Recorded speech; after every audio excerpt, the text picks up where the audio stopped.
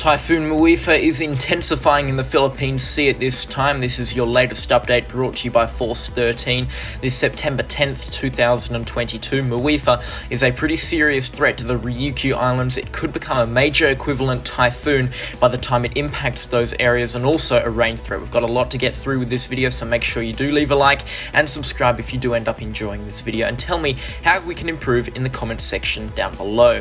Let's hit it right off now with a forecast track map. Moving right into that, you can see Uefa expected to peak as a Category 3 strength storm. It's got the Philippine name of Inday, but it will be moving out of the Philippine area of responsibility by the time it reaches peak intensity.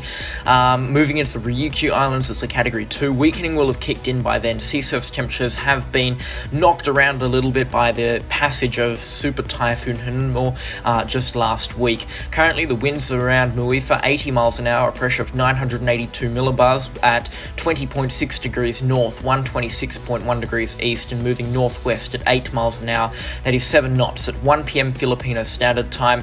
That is, I believe, 3 a.m. UTC time. You can see a peak intensity of 125 miles per hour. That's in line with the Joint Typhoon Warning Center. However, it might just lose out by getting to that intensity if it doesn't start rapid intensification shortly. Typhoon Muifa, here's the Joint Typhoon Warning Center's forecast cone. They're expecting the storm to peak out south of Miyakojima with winds of 110 knots. That's 125 miles an hour before moving into the East China Sea. By then, rapid weakening, or at least very fast weakening, will have kicked in by then before the storm sort of grazes the coast of China, and then probably from there moves up towards South Korea sort of area. So it looks like as the storm enters the South China Sea, East China Sea rather, a very similar track to what Henan took could be taken by Uefa. Here's a look what the multi-model diagnostic comparison looks like. The HWRF calling for a Category 4 peak in the storm, but it's also calling for a direct landfall on China, which doesn't look too likely at this stage. So I'm not sure how true this model is going to end up. The HWRF is going to end up being. However, it's certainly one that we do need to be watching. The GFS expecting a Category 2 peak, as you'll see a little bit later on in the video, and the official guidance taking the storm up towards Category 3 status as well. Deep layer wind chill will be rising a little bit up towards 15 knots, but still pretty good for the storm. Not fantastic, but still pretty good. It just will hinder the development of an eye in really quick phases, that's for sure. Sea surface temperature is not bad for the storm, and mid-level humidity as well, pretty good for Uefa. Alright, so we're going to hit it off with the Gfs Model Run. This is the 10 meter sustained winds in knots. Green areas are gale force winds, so 34 knots. Purple areas, typhoon force conditions, that's 64 knots. And if you do manage to see a slither of white, that is major typhoon force winds, or 96 knots or higher. So if you start playing this run through, you can see the GFS initializing the storm as a typhoon. There's a tiny area of purple in there, but it since weakens it slightly, and then by the time it gets up to the southern Ryukyu Islands, strengthens a little bit. In fact, strengthens significantly before what looks to be a very touch and go landfall case. It's certainly approaching high-end Category 2, maybe even Category 3 status by this point before it stalls.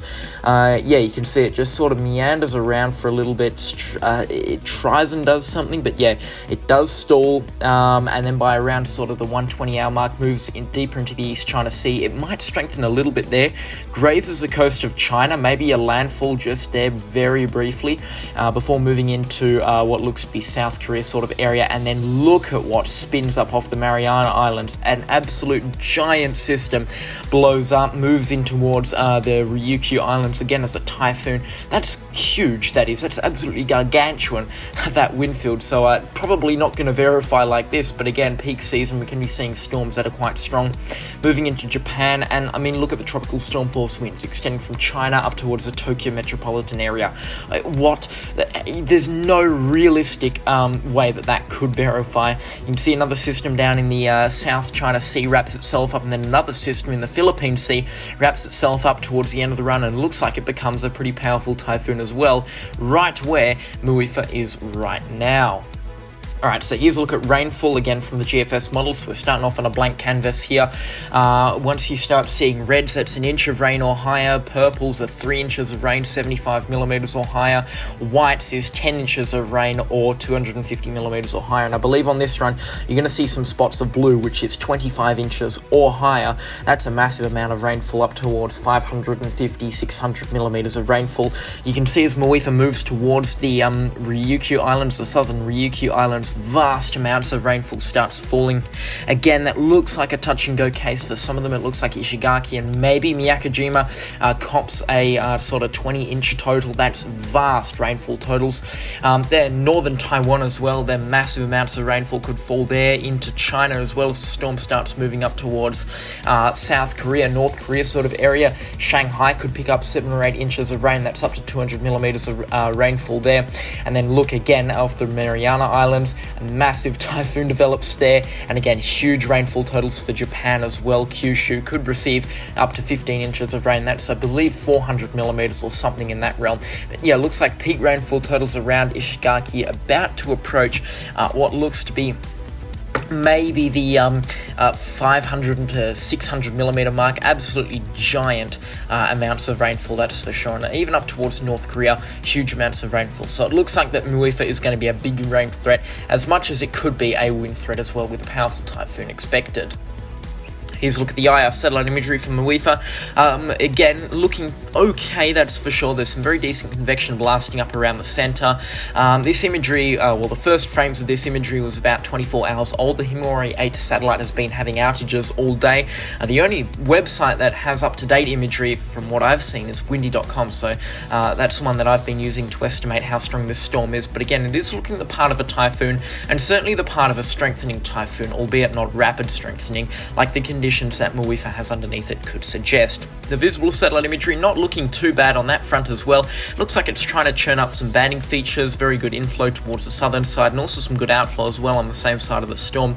But it does look like, at least initially, wind shear has increased slightly, so the storm might have a hard time, at least in the short-term future. This is your latest update on Typhoon Muifa, brought to you by Force 13. It is a serious threat still to the Ryukyu Islands, northern Taiwan and China, so if you are in the areas that have been mentioned in this video and just recently, make sure you do stay up to date with the JTWC and the JMA's forecast page, and also your local meteorology services forecast pages as well, because this could come ashore on some area as a pretty serious typhoon threat, that's for sure. But that's the latest from the Force 13 network. Make sure you are subscribed, leave a like on the video while you're at it, and we'll catch you on the next storm. Goodbye.